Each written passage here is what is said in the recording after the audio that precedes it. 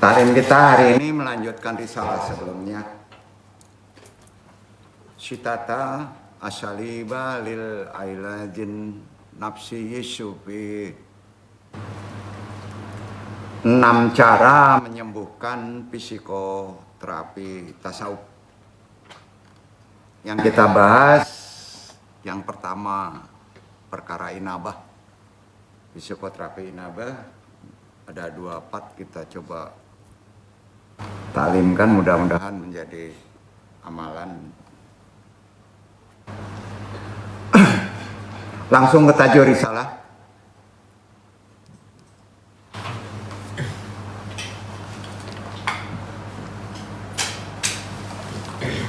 Assalamualaikum warahmatullahi wabarakatuh. Waalaikumsalam warahmatullahi wabarakatuh. Seperti biasa, sebelum kita taklim, kita toharokan dulu pikiran kita, kolbu kita, nafs kita dengan talqin zikir. Sama-sama hadirin kita lafadzkan. Asyhadu an la ilaha illallah wa asyhadu anna Muhammadur Rasulullah. Sholawat. Allahumma sholli ala sayyidina Muhammadin nabi ummi wa ala alihi wa sahbihi wa sallim. Istighfar. Astaghfirullahaladzim. Astaghfirullahaladzim. Astaghfirullahaladzim. Doa marifat kita. Ilahi anta maksudi walidloka matlubi atini mahabataka wa ma'rifataka. Abaha tuaro la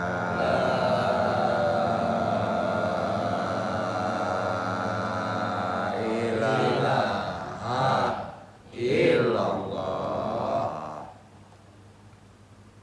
Tahan napas selama abaha. La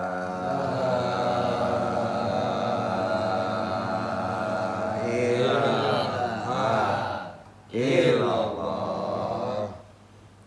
La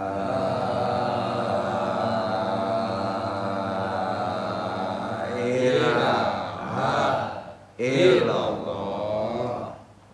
Nabi isbat arahkan ke kolbu.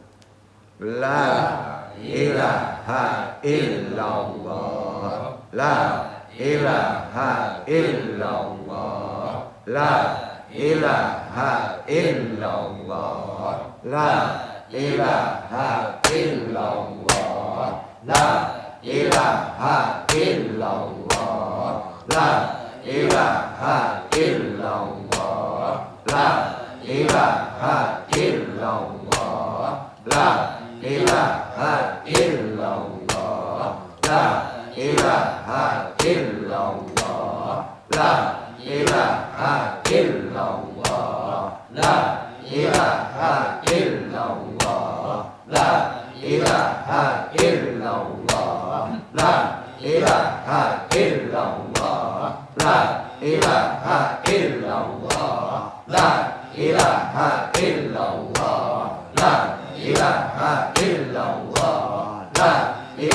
illallah. La ilaha illallah. La ilaha illallah. Allah. La ilaha illallah. Ya Allah. La ilaha illallah. La ilaha illallah. La